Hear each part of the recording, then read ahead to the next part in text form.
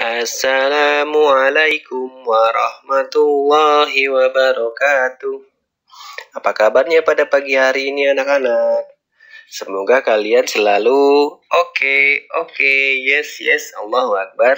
Yuk, bersama dengan Pak Guntur, kita kembali belajar mata pelajaran IPA. Pada materi kali ini, kita akan membahas terkait dampak penerapan dan pengembangan bioteknologi. Pada materi sebelumnya, kita sudah membahas terkait bioteknologi. Sekarang kita akan belajar dampaknya. Perhatikan ya.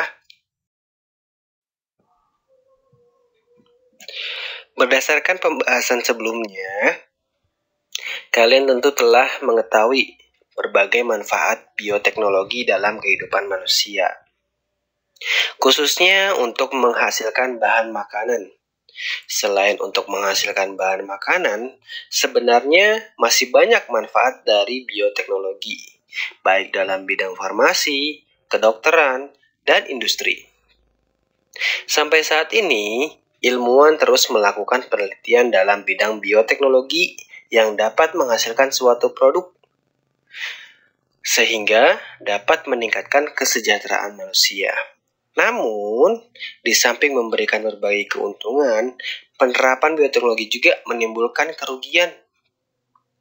Adapun kerugian yang dapat ditimbulkan oleh penerapan dan pengembangan bioteknologi adalah sebagai berikut. Yang pertama, pada bidang lingkungan. Yang kedua, pada bidang kesehatan. Dan yang ketiga, pada bidang sosial dan ekonomi. Dari ketiga bidang ini, semuanya itu terdampak melalui polusi gen. Apa sih polusi gen itu? Yaitu yang termasuk adalah tanaman transgenik dan hewan transgenik.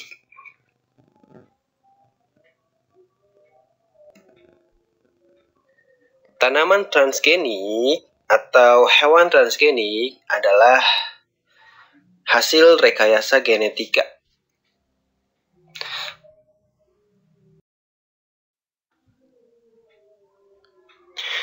Dampak penerapan bioteknologi pada bidang lingkungan. Masih ingatkah kamu dengan tanaman transgenik atau hewan transgenik? Tanaman atau hewan transgenik memiliki susunan gen yang telah dimodifikasi,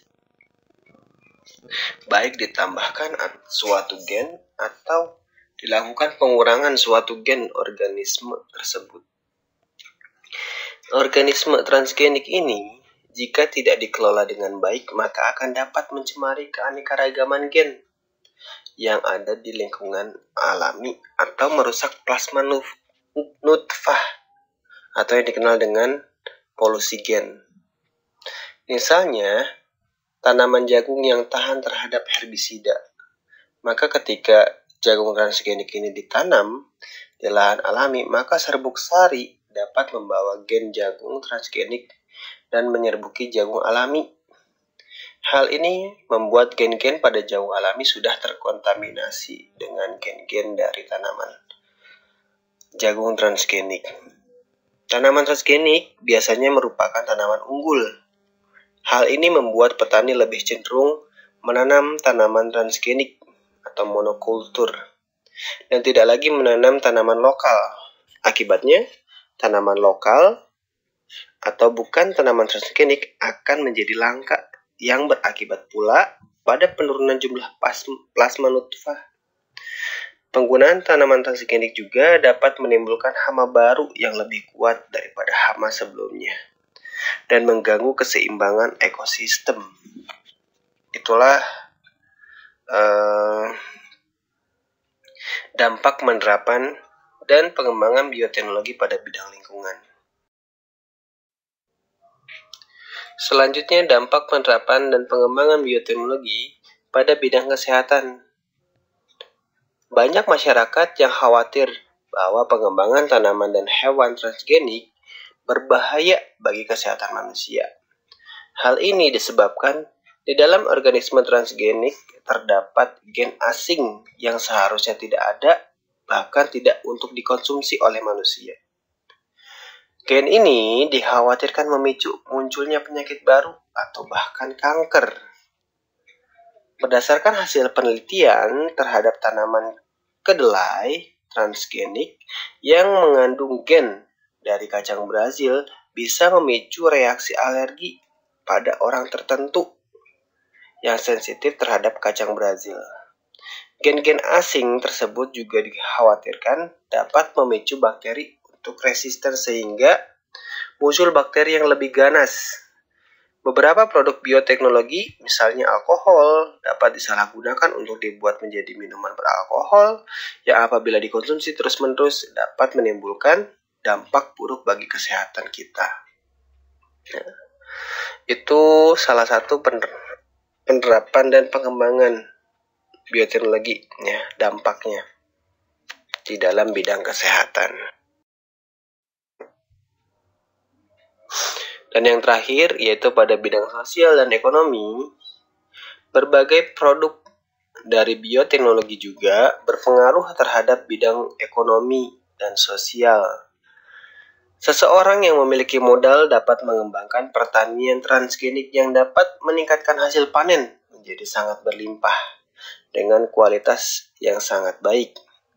Hal ini tentunya dapat membuat petani tradisional kalah bersaing dalam pemasaran, sehingga dapat menimbulkan kerugian bagi petani tradisional. Jika masalah ini terus berlanjut, maka akan menimbulkan kesenjangan perekonomian yang semakin besar. Begitu juga suatu negara yang sudah maju yang telah mengembangkan organisme transgenik yang memasarkan produknya di perdagangan internasional, tentunya produk negara berkembang akan kalah sehingga penghasilan negara pun dapat berkurang. Hal ini juga dapat membuat negara berkembang menjadi tergantung pada produk negara maju. Itulah salah satu dampak pada bidang sosial dan ekonomi.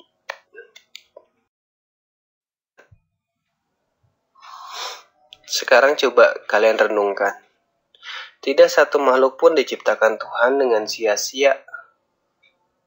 Seringkali kamu mendengar beberapa penyakit di tubuh manusia disebabkan oleh mikroorganisme, bakteri, dan jamur.